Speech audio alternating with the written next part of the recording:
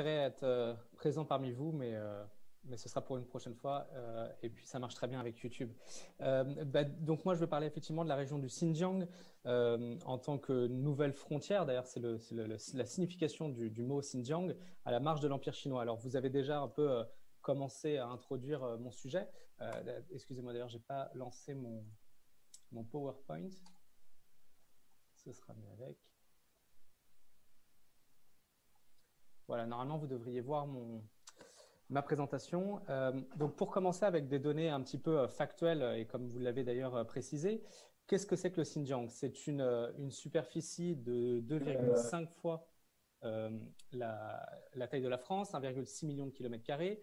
Ça représente, comme vous l'avez dit, 1/6 du territoire de la République populaire de Chine. Et d'après le dernier recensement, la population, c'est un peu moins de 22 millions d'habitants, dont en gros une moitié de Ouïghours, donc un peuple turcique, donc turcophone musulman, et une petite autre moitié de Han, la majorité ethnique chinoise, et une myriade d'autres minorités ethniques que sont les Kazakhs, les Kirghizes, les Mongols, les Tadjiks, les Roués. Alors, tout petit retour sur l'histoire. Excusez-moi, là sur cette slide-là, on voit une question importante puisqu'on va y revenir plus tard dans mon exposé, le fait que la répartition des populations est majoritairement ouïghour au sud de la région et plus équilibrée au nord de la région avec un certain nombre de Chinois Han. Alors, l'histoire du Xinjiang est une histoire assez troublée, en tout cas dans les relations entre les minorités ethniques et le pouvoir central, qui remonte au XVIIIe siècle, avec la conquête militaire de la région par l'empire sino-mandchou des Qing au XVIIIe siècle, au milieu du XVIIIe siècle.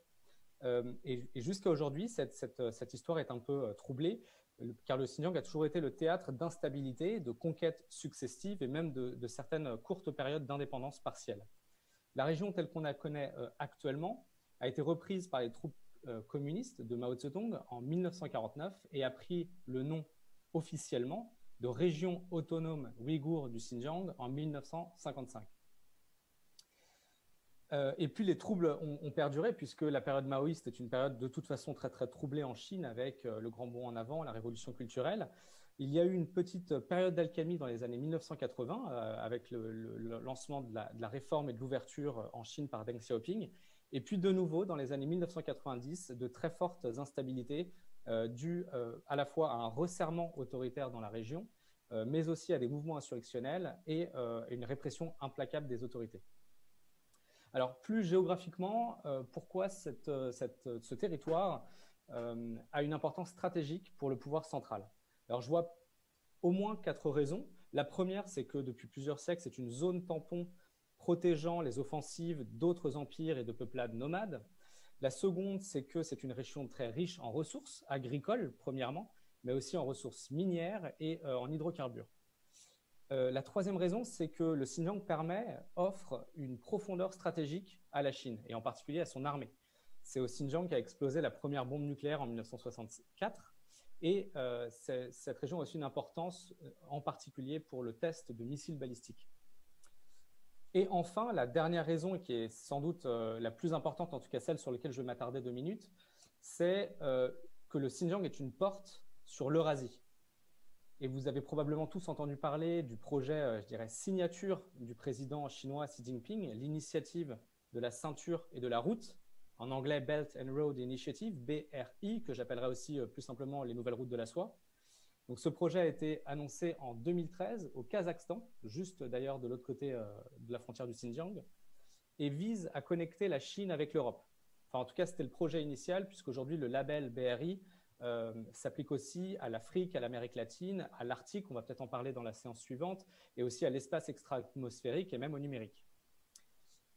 Donc, on peut y voir aussi, dans ce projet de BRI, une réponse à la stratégie américaine initiée sous Barack Obama de rééquilibrage stratégique en Asie-Pacifique et qui a ensuite été renforcée sous Donald Trump et qui a pris le nom de stratégie Indo-Pacifique libre et ouverte, Free and Open Indo-Pacific. Donc une stratégie très maritime. Donc il y a indéniablement une portée géopolitique dans le projet des nouvelles routes de la soie, dans la mesure où les transports, le commerce et surtout les infrastructures de télécommunications que la Chine entend développer permettent à la fois permettent à la Chine de créer une dépendance de la Chine avec les pays traversés par la route. Donc il y a à la fois une volonté de promouvoir le développement qu'il ne faut pas nier, et aussi une volonté de promouvoir l'influence de la Chine hors de ses frontières. Et enfin, dernier enjeu important qui nous ramène à notre sujet, c'est que la BRI permet de développer et surtout de désenclaver la région du Xinjiang. Donc la région, en effet, le Xinjiang est le point de départ des routes de la soie et elle est la pièce maîtresse et même indispensable du succès de ce projet international. Or, comme je l'ai dit au début, c'est une région qui est encore, depuis longtemps et encore récemment, secouée par des violences interethniques, des mouvements insurrectionnels, voire du terrorisme. Et la BRI, avec la BRI, la question de la stabilité devient encore plus importante qu'elle ne l'était. Alors, comment est-ce que les autorités font face à ce risque sécuritaire, à ce risque d'instabilité? Alors, il y a une sorte de dilemme en Chine entre est-ce qu'il faut d'abord développer économiquement une région pour ensuite que ça apporte la stabilité, ou est-ce qu'au contraire, il faut stabiliser et ensuite pouvoir développer économiquement? Alors, je dis que c'est un dilemme, mais en réalité, la Chine, en tout cas dans les années 90, a semblé se positionner très nettement sur cette question et a pensé que le développement économique apporte la stabilité et la paix. Et donc, on peut le voir dans un grand nombre de politiques publiques qui ont été développées depuis lors. Je pense au début des années 2000 à la politique du développement du Grand Ouest, qui visait justement à désenclaver, à développer économiquement des régions, la région du Xinjiang, qui était considérée comme sous-développée, et c'était la raison pour laquelle elle était instable. Et puis un concept plus récent et peut-être encore plus intéressant qui est celui du concept de paix développementale, où on pourrait le traduire autrement par apporter la paix par le développement. Et c'est l'idée qu'en Chine, le développement est une arme, notamment contre le terrorisme. Donc force est de constater pourtant que cette stratégie, donc de développer économiquement pour ensuite apporter la stabilité, ne semble pas avoir été très efficace au Xinjiang depuis plus de 20 ans, car la stabilité est toujours un problème pressant. Je pense à juillet 2009, qui a vu donc des émeutes interethniques entre Han et Ouïghours qui ont fait des centaines de victimes, puis des attaques terroristes qui se sont multipliées dans les années suivantes, et en particulier en 2013-2014, des années critiques en termes d'attentats terroristes. Et pour couper tout suspense, je pense personnellement, mais chacun peut se faire son opinion là-dessus, que la dialectique entre est-ce que c'est d'abord le développement pour apporter la paix ou d'abord la paix pour apporter le développement est en réalité plutôt mal posée. Le problème n'est pas aussi simple ni aussi mécanique que ça. D'ailleurs, on pourrait citer un grand nombre d'exemples de régions dans le monde qui sont soit très peu développées et pourtant très stables, il n'y a pas de guerre, soit très très développées et pourtant en proie à de l'instabilité. Je ne parle pas ici de la France, en tout cas, ce n'est pas mon sujet. Par exemple, pour apporter un peu de finesse ou de granularité dans ce dilemme, développer économiquement une région est généralement une bonne chose. Faut-il encore observer finement à qui profitent les bénéfices du développement? Si les bénéfices du développement vont à une seule catégorie de population, la richesse globale, certes, s'accroît, mais les inégalités aussi.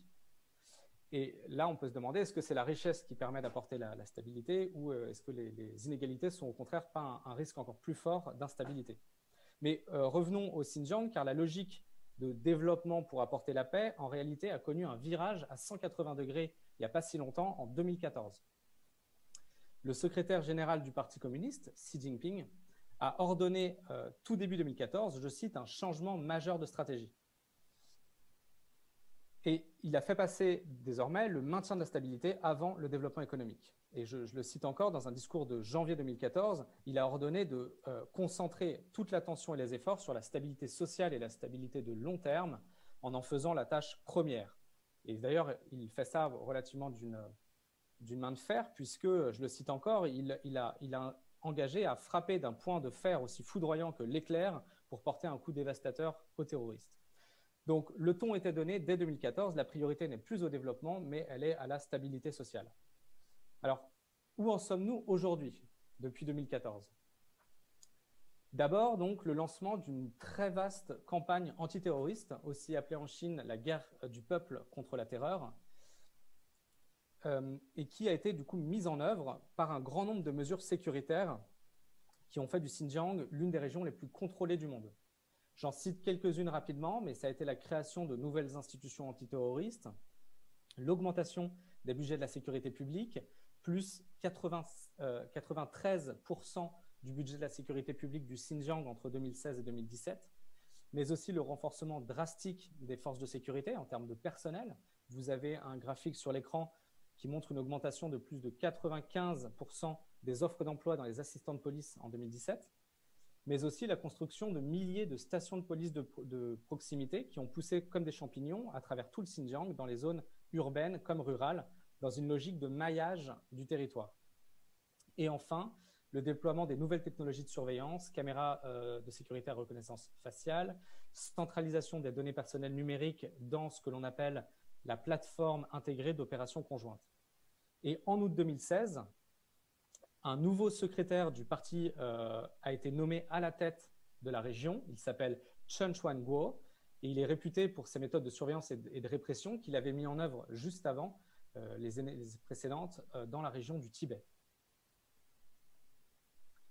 Et puis, cette campagne de lutte contre le terrorisme est venue s'ajouter une autre campagne, cette fois-ci de lutte contre l'extrémisme ou de déextrémisation, comme le dit le discours officiel chinois. Et donc, ça a été la construction de centaines de camps, de centres de rééducation idéologique ou, dans le discours officiel, encore une fois, de centres de transformation par l'éducation.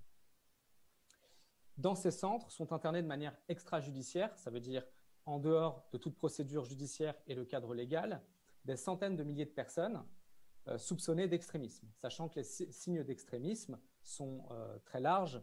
Ça peut être le port de la barbe, la pratique de la prière ou du ramadan. Et dans ces centres, et donc alors, que pense-t-on? Là, c'est en tout cas ce que l'on connaît généralement, mais que sait-on vraiment des centres, ou en tout cas, que faut-il en penser? Je me pose cette question puisque ça fait maintenant un certain nombre de jours que je vois de plus en plus de voix s'élever affirmant qu'il s'agit de fake news émanant de médias mainstream occidentaux ou de manipulation des États-Unis ou de la CIA pour nuire à la Chine. Alors, pour avoir moi-même travaillé dans le cadre de ma thèse depuis à peu près 2015 sur cette question-là, je voudrais d'abord préciser que les informations auxquelles on a accès sur cette région-là sont très nombreuses et très variées. Donc certains voudraient nous faire croire que c'est seulement un média, un pays ou un chercheur, mais en réalité, elles sont très très nombreuses et il est possible de les recroiser. Alors quelles sont ces sources? J'en cite quelques-unes. D'abord des témoignages, c'est probablement les premières sources que l'on a eues. Des témoignages assez variés, à la fois de détenus qui ont été dans les camps, mais aussi de personnes qui ont enseigné à l'intérieur de ces centres. Et qui racontent de manière très convergente les activités dans les camps, le contexte de leur arrestation et les conditions de détention. Il y a aussi des images satellites qui permettent de voir les centres sortir de terre au fur et à mesure des années. Alors là, je vous donne juste deux exemples parce que je n'ai pas le temps d'en prendre plus. Le plus connu, c'est le centre de rééducation de Tapanchang, c'est le plus grand en termes de superficie. Alors là, vous voyez en bas de l'image la date, c'est juillet 2015. Et donc, normalement, vous ne voyez rien. Et puis, en avril 2018, le camp commence à sortir de terre. Et en mars 2020, on voit la superficie qui double. Et là, la superficie, en tout cas de la zone d'enceinte, c'est autour de 660 km². Un autre exemple, alors là, Tapanchang, c'est celui que je viens de vous montrer, c'est au sud de Urumqi, la capitale de la région. Et ici, c'est à Karamay, dans l'ouest de la région. On est en août 2017. On voit les débuts des travaux. En avril 2018, l'extension, le développement de ces travaux. Et en août 2020, tout ça semble à peu près terminé. Alors là, malheureusement, je ne peux pas faire des zooms, mais vous avez d'ailleurs les données GPS, donc vous pouvez les très facilement sur Google Earth ou Google Maps vérifier par vous-même. Mais si vous zoomez un peu et que vous inclinez un peu les images, vous pouvez très nettement voir les murs d'enceinte, sachant qu'on recroise ces données-là aussi avec des données sur le terrain au sol. Et on peut voir que les enceintes sont des murs très élevés, coiffés de barbelés. Alors, en termes de sources, il y a aussi des reportages journalistiques sur place, justement, des personnes qui ont pu filmer et prendre des images au pied des centres. Et un certain nombre là, de reportages qui sont plutôt très bien informés. Et enfin, il y a aussi les documents officiels en source ouverte et aussi des documents confidentiels qui ont fuité. Alors, l'Internet chinois regorge d'informations, en particulier les sites des gouvernements locaux dans la région, regorge d'informations qui permettent une fois recroisés, d'obtenir quand même des informations très crédibles sur la situation de la région. C'est le travail qu'a fait un chercheur chinois qui s'appelle Adrian Zenz, je reparlerai de lui plus tard, un chercheur allemand qui a publié les rapports et les révélations les plus fracassantes sur la situation de la région, justement basées sur des sources glanées sur des sites internet de gouvernements locaux. Et puis, en fait, moi, je voudrais ajouter une dernière source qui est en fait assez évidente, vous n'allez pas tomber de votre chaise, c'est le discours officiel des autorités chinoises. Je vais prendre deux exemples en fait, où je vais analyser ce que disent les autorités, le Parti communiste à propos de cette existence ou non des camps. Et je vais prendre deux exemples, deux cas d'études. Le premier, c'est sur l'existence même de ces camps. Et le deuxième exemple, ce sera sur toute la question du contrôle des naissances, de la baisse de la natalité et voire même des stérilisations forcées, qui sont des révélations plus récentes. Alors, sur l'existence des camps, dans un premier temps, donc en 2017, alors que les premiers rapports commençaient à sortir sur la question des centres de rééducation, il n'y a eu presque aucune communication des autorités ou une négation totale. Ah, excusez-moi, je suis allé trop vite dans mon PowerPoint, vous avez dû comprendre le problème. Je suis passé vite du coup sur ce document officiel qui est donc un document signé du numéro 2 de la région du Xinjiang, qui est aussi le numéro 1 de l'appareil de sécurité, la CPL, la Commission politique et légale. Et dans ce document, c'est un document c'est une directive qui donne les règlements de comment administrer les centres de rééducation. Alors, dans ces centres, les élèves et les étudiants sont les personnes internées. Et donc, on peut voir des citations qui donnent une idée de la nature carcérale et non pas de formation professionnelle de ces établissements. Donc, on voit par exemple qu'il faut gérer et contrôler strictement les activités des élèves pour éviter les évasions, que les téléphones portables sont interdits de manière à éviter toute interaction entre le personnel et les étudiants et les collusions entre l'intérieur et l'extérieur. Et puis, la dernière citation aussi sur la nécessité de garder le secret de la confidentialité de ce qui se passe à l'intérieur des camps. Donc, excusez-moi, je reviens sur la question de l'existence des camps. Quel a été le discours officiel chinois sur ce sujet-là? Donc, d'abord, une ignorance, un silence absolu, puis une négation totale. Donc, à partir de février 2018, par exemple, on a un diplomate chinois au Kazakhstan qui dit à la presse locale « Nous n'avons pas de telles idées en Chine, ça ne peut pas exister ».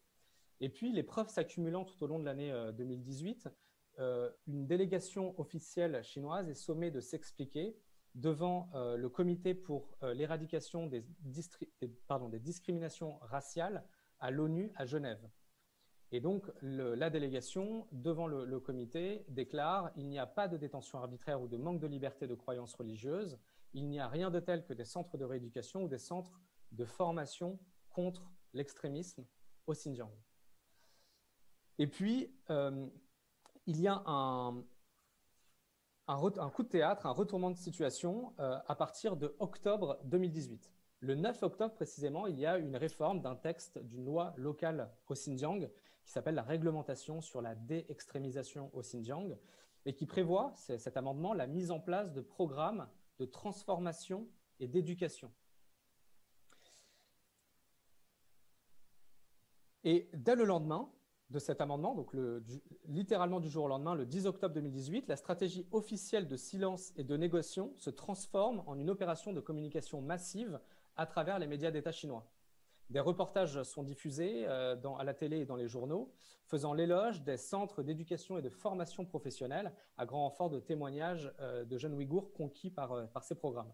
Donc on est passé d'une stratégie défensive de négociation absolue à une stratégie offensive de communication tous azimuts. En gros, finalement, les centres de rééducation, ils existent, mais ce n'est pas ce que vous croyez.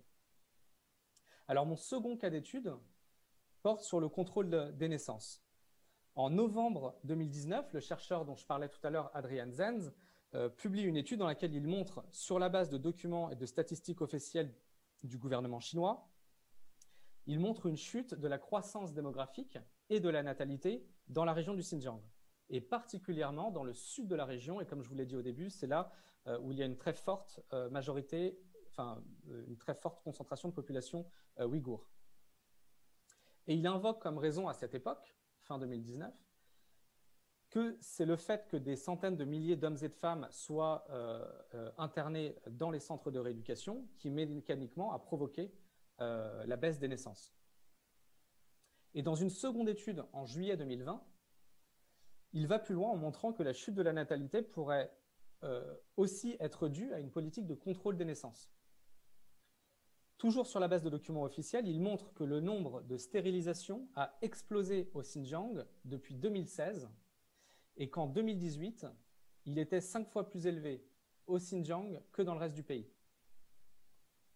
Le discours de la Chine depuis l'été 2020, et depuis même, on peut remonter à 2019, a été d'abord, encore une fois, le silence ou la négation absolue, accusant, depuis en tout cas l'été, des nuisances téléguidées par les États-Unis ou attaquant personnellement Adrian Zenz. Et je pourrais revenir dans la discussion sur le profil de ce chercheur-là. Donc, nouveau coup de théâtre, la Chine renverse à nouveau son discours début 2021, le 7 janvier. Le 7 janvier, un rapport est publié dans la presse anglophone chinoise et relayé par les comptes Twitter des ambassades de Chine à travers le monde. Le rapport, produit par un chercheur chinois, explique que la natalité a effectivement baissé, particulièrement entre 2017 et 2018, mais pour des raisons complètement différentes que ce que prétend Adrian Zenz. Le rapport explique que la natalité, les raisons qui sont invoquées pour expliquer cette baisse de natalité sont les suivantes, et j'en ai mis quelques-unes sur les slides. La première raison, c'est que la mentalité sur le mariage et la procréation a changé. Au cours des dernières années, je cite le rapport, les jeunes du Xinjiang ont rejeté les pensées arriérées et dépassées sur la sélection des partenaires et la procréation. Le second argument, c'est que l'extrémisme religieux a été effectivement freiné, donc grâce aux politiques de lutte contre l'extrémisme. Le gouvernement du Xinjiang a réussi à libérer l'esprit de nombreuses personnes des chaînes de l'extrémisme religieux, et l'idée d'une vie moderne civilisée a gagné le soutien populaire du public. Et enfin, le dernier argument qui est probablement le plus dérangeant, c'est que dans le processus d'éradication de l'extrémisme, les esprits de certaines femmes ont été émancipés, la conscience scientifique de l'égalité des sexes et de la santé reproductive a été promue, faisant que les femmes ne sont plus des machines à reproduction. Donc, on voit dans ces deux exemples le retournement de situation pour dire ça n'existe absolument pas, et puis en fait ça existe, mais c'est pour des raisons de réforme sociale, et c'est un grand succès. Je trouve que quand on lit précisément les discours, on voit quand même la nature et la philosophie qui sous-tend ces luttes contre le terrorisme et ces luttes contre l'extrémisme, de par exemple réformer des peuples arriérés. Donc, on décèle grâce à ça des contradictions fortes dans le discours officiel chinois, des changements de discours radicaux du tout au tout, et une volonté, je trouve, assez audacieuse d'ailleurs, de vouloir valider certains arguments qui étaient exposés et qui étaient réfutés quelques mois auparavant, des arguments des chercheurs et des médias occidentaux, tout en donnant une interprétation très différente. Voilà, merci beaucoup, et je suis à votre disposition pour la discussion ultérieure.